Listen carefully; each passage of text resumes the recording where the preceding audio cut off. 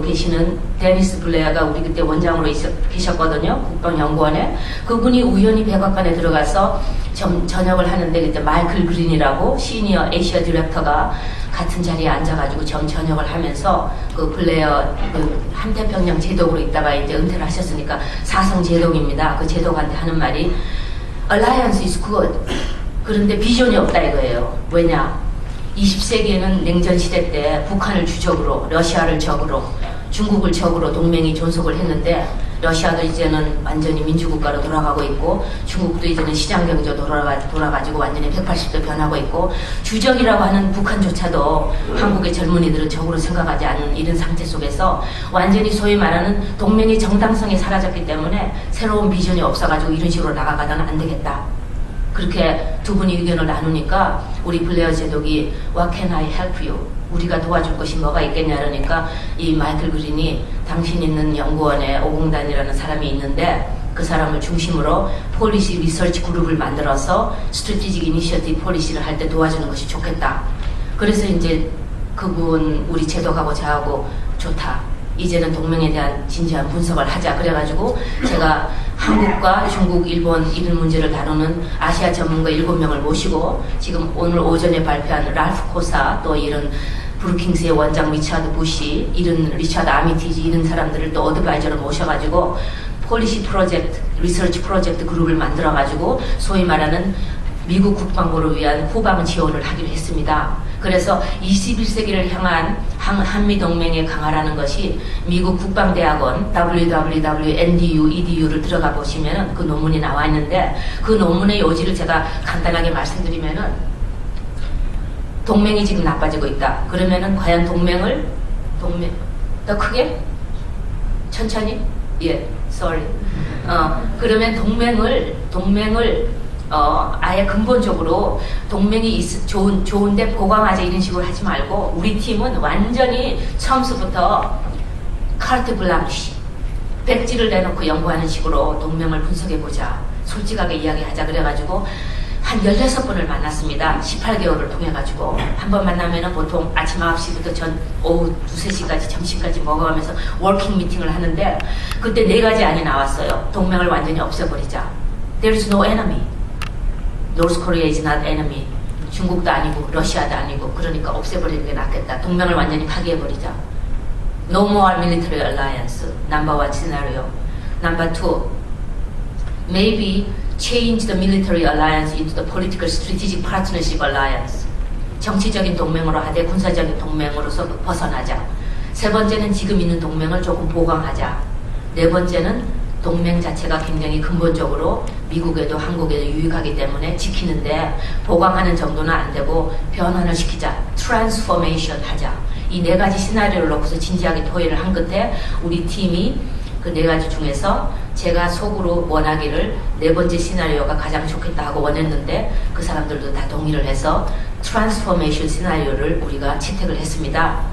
그런데 그러면 도대체 변화를 하기 위해서는 어떤 방법론이 있어야 되지 않겠습니까? 그래서 그 방법론에 소위 말하는 한국이 당면한 국내적인 문제, 한국이 당면한 국가적인 문제, 한국이 당면한 외부적인 문제, 미국이 당면한 특히 9.11 사태 이후에 미국 군사가 새롭게 변화해야 될 당면과제 이런 거를 모두 총괄을 해서 국제적인 전략 환경을 검토를 한 다음에 6가지 근본적으로 해야 될 스텝을 우리가 이제 제공을 한 거죠. 그 스텝은 사실은 군사적으로 뭐 예컨대 용산을 평택으로 옮겨라.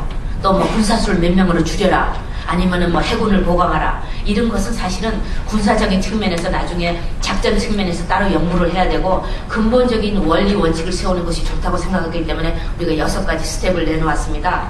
그 6가지 스텝이 제 페이퍼에 있는데 간단히 말씀드리면은 첫 번째는 소위 동맹은 보통 일반적인 관계와는 다르고 군사적인 동맹은 서로를 군사적으로 도와주고 협조해주고 그 나라를 위기로부터 구한다는 것이 근본적인 원리이기 때문에 주적이 없어졌다고 생각하는 한국과 주적이 아직도 있다고 생각하는 미국 사이에 공통적인 이익이라는 것을 우선 첫째로 정의를 내리지 않으면 동맹은 필요가 없습니다. 그래서 that's number 1 step. 두 번째 스텝은 두 나라가 당면하고 있는 여러 가지 산적된, 누적된 문제들이 많습니다. 예컨대 미국은 항상 한국한테 그러지 않습니까? 방위비를 더 내시오. 한국은 항상 미국에게 방위비를 더 내라고 계속 시촉하면서 당신들은 도대체 태도 변화가 없으니까 당신들도 변하시오. 예컨대 환경정리도 잘하고 또 우리하고 컨설팅을 해가면서 우리 한국 민족 정서도 대응해가면서 우리와 같이 일합시다. 쌓이고 쌓인 문제들이 너무나 많습니다. 예컨대 용산을 이전한다 그러면은 미국에서는 미국식으로 예컨대 사이즈는 얼마가 돼야 되고 전선은 얼마나 깔려야 되고 전선도 특히 요즘은 또 이메일 같은 거는 중국이 맨날 들여다보면서 완전히 예컨대 김성한 박사의 뱅크노트가 얼마나 되는지 I'm sorry 그렇게까지 요즘은 그렇게 심각하게 인터넷 스파이가 많으니까 사이버 스페이스 스레트가 많으니까 그걸 하기 위해서는 특별 전선을 깔아가지고 모든 것을 시크릿 인터넷으로 해야 되니까 미국이 그걸 요구하는데 한국에서는 그거는 과외 당신의 문제니까 당신들이 내시오. 이렇게 산적된 문제들이 많기 때문에 이런 거를 다 첨예하게 책상 위에 놓고서 정직하게 What can you do? 우리가 할 수 있는 건 뭐고 당신이 할 수 있는 건 뭐고 그리고 공식적으로 이야기할 때는 맨날 태도가 참 좋습니다. 서로 뭐 이해하는 척하면서 이렇게 하지만은 뒤돌아서면은 우리 그거 사인한 적 없어. 그건 미국식이야. 그건 한국식이야. 이렇게 하면 안 되기 때문에 쌓여있는 누적된 문제를 완전히 첨예하게 내다보자. 세 번째는 서로가 해야 될 책임이 과연 무엇인가를 정확하게 표명해야 된다는 것입니다. 한쪽에서 주기만 하고 한쪽에서 받기만 하고 혹은 한쪽에서 요구만 하고 한쪽에서 요구만 당하고 이런 식의 동맹은 책임 공유가 없기 때문에 빠장이 나기 마련입니다. 그래서 도대체 한국이 져야 될 책임은 무엇인가 미국이 져야 될 책임은 무엇인가 이거를 명확하게 밝히자는 것이죠. 네 번째는 소위 말하는 전략적 환경에 대한 두 국가의 공유점이 있어야 됩니다. 미국은 이렇게 생각하는데 한국에서는 이렇게 생각한다. 예컨대 테러 같은 것에 한국에서는 무슬림 테러 문제가 없지 않습니까? 그러니까 테러는 당신들의 문제요. 탈리반, far away, 아프간 있는데 over 10,000 miles away 우리하고 상관없다. 과연 그것이 진실인가? 그러면 미국에서 탈리반 우리가 싸우니까 당신들이 도와달라고 했을 때 한국에서는 모르는 척하고 있어야 되는가 이런 거를 서로 전략적인 환경에 대한 명백한 분석이 있어야 되겠다.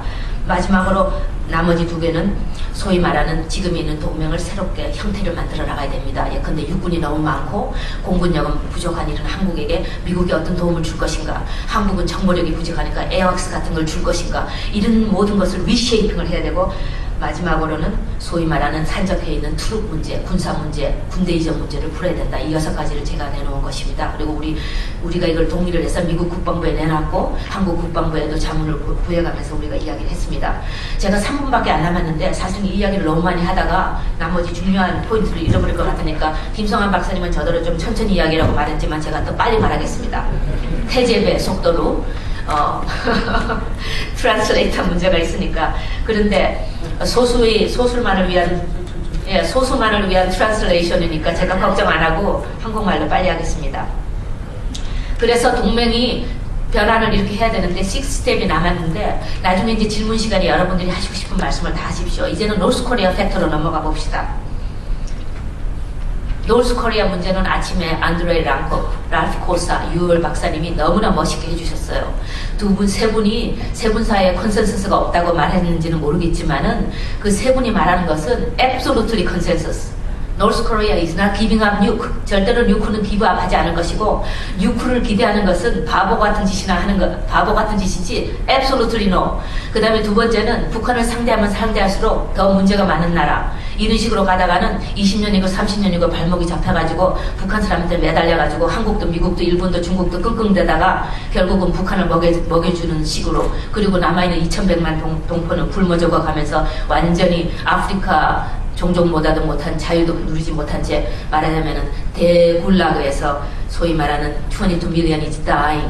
이것이 북한의 진실인데 이 북한 팩터를 어떻게 관리할 것인가. 미국의 한 가지 문제는 북한 문제를 종합적인 국가 문제나 또 한반도 문제 속에서 한국과 연결을 시켜가지고 통일이라는 대한반도 전략 속에서 북한 문제를 본 게 아니라 지난 94년 첫 번째 핵위기가 있은 다음부터 계속 노스코리아 문제는 핵 문제로만 북한을 보았기 때문에 문제가 있은 겁니다. 저는 1994년에 페리 장관한테 브리핑을 해줄 때 핵 문제만 가지고 북한을 봐갖고는 문제가 안 된다. 내부 문제를 봐야 된다. 왜냐하면 핵 문제는 내부의 숨어있는 빙산의 일각에 불과하다 이렇게 말했는데도 결국 제대로 말을 듣지 않더니 요 모양 요 꼴 2009년 오늘의 온지금 1994년 15년 전에 제 말을 잘 들었다면 아마 지금쯤 북한이 변화했을지도 모르지 않겠습니까?